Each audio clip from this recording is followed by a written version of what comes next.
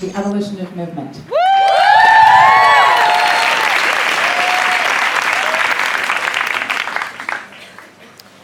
I want you to think back to your childhood. I want you to remember a time when you created meaning in your life, through movement and your imagination. Maybe it was climbing a magnificent tree that you imagined was in the clouds, or exploring a rock formation that you thought was a castle.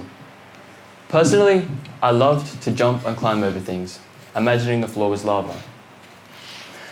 I know it's hard to believe, but there was actually a time in our lives when materialistic objects had no value, when we could entertain ourselves for hours with nothing but the environment around us. Today, I want to tell you the story of how I tried to regain this ability to achieve meaning in my life through creative movement. My story begins in a small suburb in southern Sydney. Unlike the rest of Sydney, this place was pretty much a forest. There were no shops or cinemas nearby, so I would play in the streets with my friends, making homemade weapons, exploring abandoned buildings, and throwing eggs at cars and trains. Now, I went to a small primary school there that had roughly 50 kids. When I first came, I remember it being quite relaxed, and they would let the kids climb trees and play around barefoot. But as I got older, the school started to get bigger, and they started getting stricter about rules and safety regulations. By my final year, they had nearly cut down every tree in the school because a student had been killed by a fallen branch in another part of the country. I found this quite frustrating, and school life began to get quite boring, until one day, when I was watching YouTube, I discovered something called parkour. The video I found was of a man in Hong Kong who was on top of an extremely high building. The man had been eyeing a jump that looked impossible. He was standing on the edge of one of the buildings, facing a 20-foot gap to the next building. My mouth fell open as I watched him literally fly across the gap like it was nothing. From that day on, my friends and I spent every day trying to learn parkour. And at school, we would spend all the lunchtimes jumping over tree stumps, handrails, and staircases. And every day after school, I would come back and climb on the roof and jump off it. I was now in high school, and I went to a school with over 2,000 students.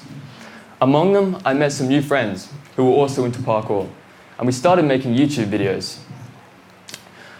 I started attempting bigger tricks, and I began to climb high buildings like the one in the video to try and recreate a video like the one I discovered. One day, we got noticed by a fitness center who wanted us to teach parkour classes at their facility. I remember the build-up to the first class I was supposed to teach. I had no idea what to teach the kids, or how they would react. When the day came for me to run the class, I was confronted by 25 or more kids who were more or less my own age. I nervously started them off with a warm-up that I had found on the internet. To be honest, it was pretty stupid, and I could see the kids sniggering to each other. Clearly, they thought I had no idea what I was doing, and that was definitely true. I had absolutely no idea how to control them, and I started to wonder what kind of nightmare I got myself into.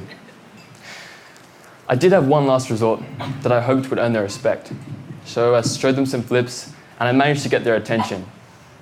After that, I began to get the hang of teaching, and 2 years down the line, the fitness center had built its own parkour park for the classes and had hosted a parkour competition. A few of the students, coincidentally the ones that were sniggering in my first class 2 years ago, were now almost better than me. After a few years, I left my job as I moved overseas to Bali to attend Greenstone. When I arrived, I was shocked to see that my passion for parkour was welcomed with open arms, and even my teachers were trying it. Within my first year, I began teaching parkour as one of the sport options with the help of Kyle, my math teacher, and Tariq, another Greenstone student. The students went into the class greatly underestimating their abilities, but within a few months, they pushed themselves to learn movements that they didn't think were possible. This is a video of Clay, another 12th grade student, attempting his first front flip.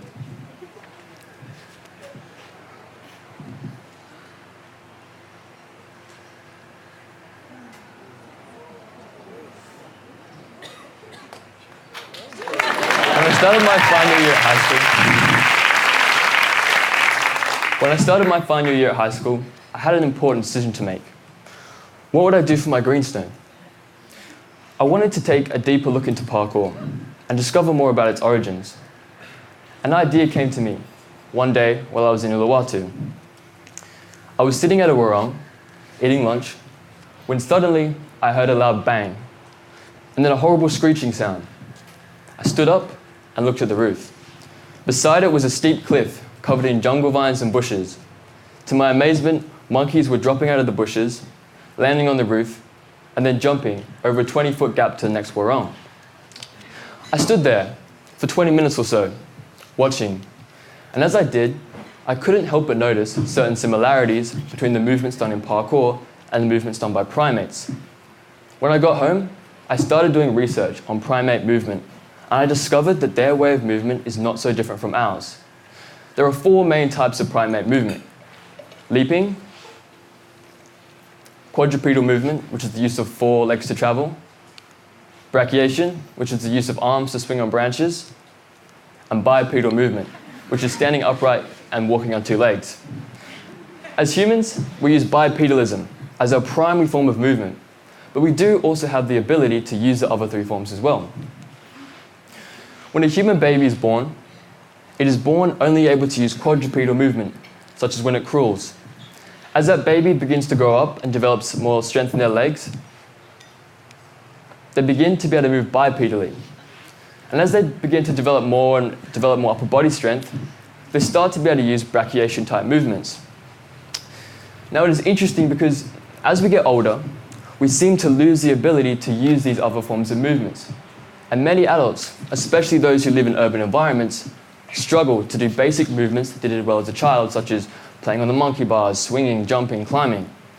I started to wonder why this happens. Now, if you live in Bali, you've probably seen elderly farmers in the rice fields who are in great physical condition for their age, are able to work long hours every day, and who can climb coconut trees that a 20-year-old Westerner probably couldn't climb. Back in Sydney, when I'd see people of a similar age, they would often be unable to do any physical activity. Now, if you look at the environment that these 2 types of people lived in, you can clearly see how it affected them as they aged. The Indonesian farmer probably had a very active life and probably had a simple diet consisting of non-processed foods.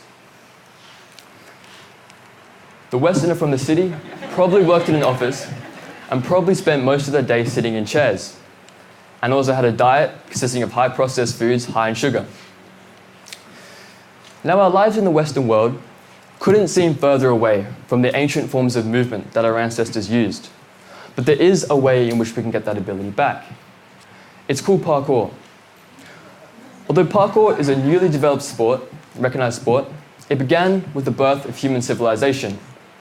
Ancient hunters and gatherers used it in their everyday lives ancient hunters and gatherers used it to navigate their environment, to escape predators and catch prey. There are tribes all around the world who still use parkour movements in their everyday lives. One of them is the Hadza tribe from northern Tanzania. They are one of the last true hunter-gatherer peoples on the planet, and they have been practicing parkour movements for thousands of years. As a result, they've perfectly adapted to their environment. There were multiple attempts by European colonizers in the early 1900s to settle the Hadza tribe and introduce them to farming and Christianity, but they were never successful. Due to the tribe's extraordinary parkour abilities, they were never able to be captured. Around the same time, a French naval officer and physical educator, Georges Herbert, had been observing similar tribes on the island of Martinique, located in the East Caribbean Sea. He was amazed at how well they could run, jump, and climb. So he created a physical education system for the French military called La Méthode Naturelle, meaning natural method. This method was very successful in the French military and was used by the French in both World War I and World War II. Now, this way of movement was important because it used the full range of movements, and it used movements such as leaping, brachiation, and quadrupedal movements. As you can see, it was essentially taking the movements done by primates and making it possible to do with the human body. And it was bringing back those movements that we lost as a child. Today, parkour is known all around the world and is used in action movies, TV shows, and video games. But unfortunately, it's known more today for being a dangerous and reckless activity rather than a life-changing way of movement. But that's what I want to change today. Because you see, it doesn't matter how old you are or how fit you are. Anyone can practice parkour. It's about overcoming mental and physical obstacles that are challenging for you and is relevant to your ability. It does not have to be done on top of buildings or across deadly gaps, and it can be practiced in any environment. Parkour changed my life, and it made me see the environment around me in a completely different way. I started seeing boring inanimate objects such as staircases, handrails, and walls as a playground in which I could express myself through movement. I wanted to pass on some of the movements that I had learned through parkour, so I decided to run one final workshop at Greenstone. I taught the participants fundamental movements similar to the ones that primates used, and then I showed them how to progress them into bigger tricks. I wanted progression to be a key takeaway from the workshop, as it is an important part of overcoming fear and risk. Many people would look at a jump or trick done in parkour and immediately see it as reckless, but they are looking through a square box, not understanding the countless hours of repetition, practice, and progression that goes on behind every jump. As a takeaway from this talk, I want you to never underestimate the value of progression. No matter what you want to achieve, you can get there by taking small steps. And just like you use progression to overcome obstacles in parkour, you can use it to overcome any obstacle that you face in life. Thank you.